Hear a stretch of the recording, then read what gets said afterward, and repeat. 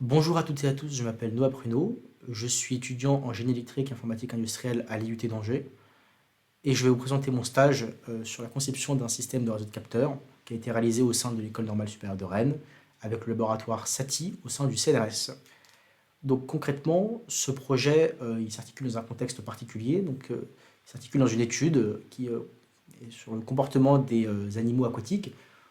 Concrètement, c'est une coopération entre plusieurs universités, l'université de Cambridge en Grande-Bretagne, qui s'occupe notamment de la partie biologie des poissons, l'université de Westlake en Chine, qui s'occupe de toute la partie des simulations hydrologiques, et l'ENS de Rennes, qui s'occupe de toute la partie traitement de données. Donc l'objectif de l'étude, c'est d'analyser les traces hydrodynamiques laissées par un poisson après son passage, dans le but de mieux comprendre s'ils se servent de ces traces pour chasser ou pour se mouvoir. Concrètement, la méthodologie, c'est de cartographier la pression à plusieurs points dans un bassin. Et la mise en place technique qui m'a été demandée, c'est de mettre en place un réseau de systèmes, un réseau de capteurs synchronisés. Concrètement, pour être un peu plus dans le concret, vous pouvez voir ici des traces hydrodynamiques laissées par un poisson lorsqu'il nage. Vous voyez qu'il y a des variations de pression.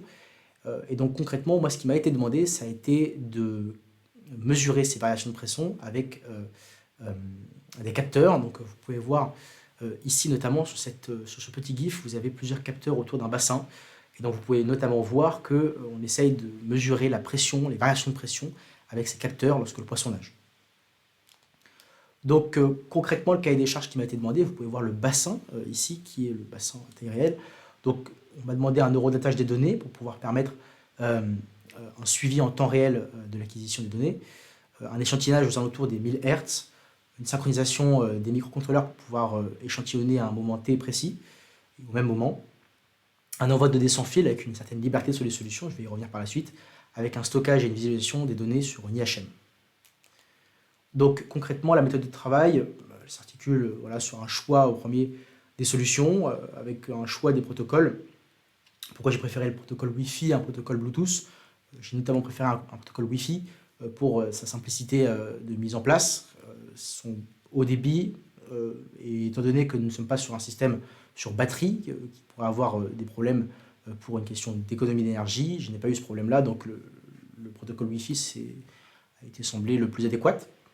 Et vous avez ensuite, donc pour le protocole de communication, je préfère opter sur un protocole MQTT, protocole MQTT qui est une surcouche du modèle TCP, enfin du protocole TCP, fiable, résilient, qui assure la sécurité des paquets, qui assure une reconnexion automatique, et sur un protocole sur lequel j'avais déjà travaillé, donc il s'est avéré que c'était le protocole le plus adéquat. Donc voilà, avec les diverses ressources, donc les documentations et notamment les forums. Donc en ce qui concerne la réalisation du projet, on a été plutôt dans une optique de documentation au départ. Au départ, j'avais eu des ESP 8266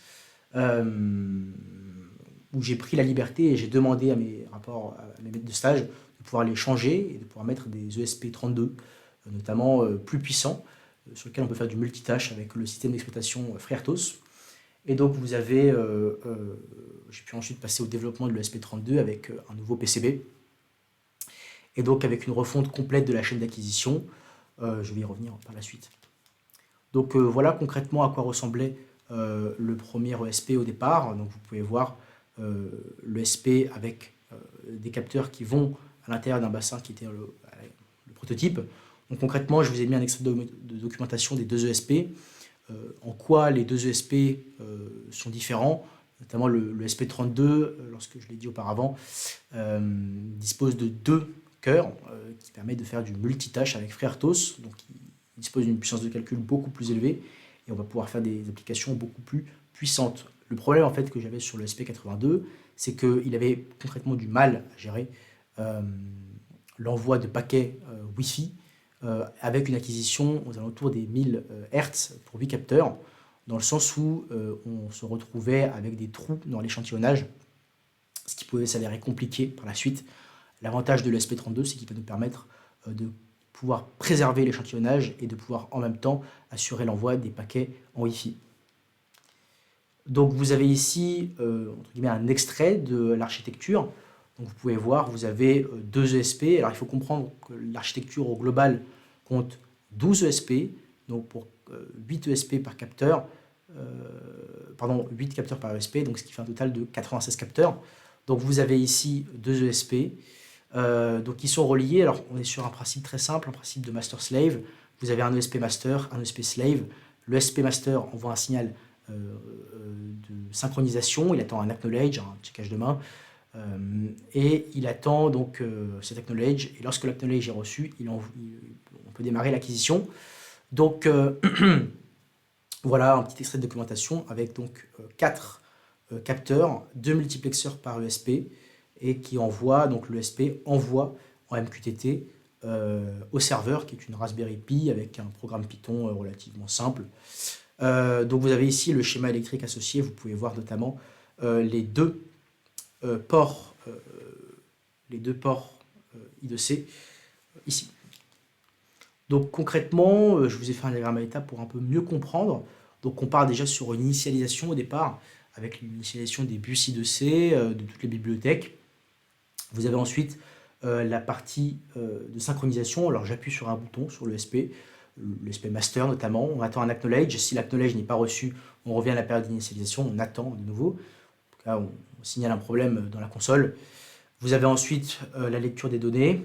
On stocke ces données dans un buffer et on envoie ce buffer lorsqu'il est plein. Et on remet à zéro le buffer et on attend à la fin un appui sur le bouton reset pour stopper l'acquisition.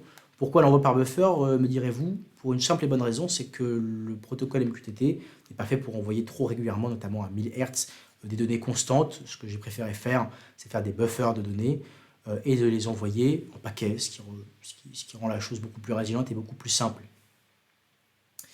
Donc concrètement, sur le bilan, je vais peut-être un peu plus m'attarder sur la base de données. On est sur un programme Python relativement simple, dans le sens où je reçois les données depuis mon broker MQTT, mon topic MQTT assimilé.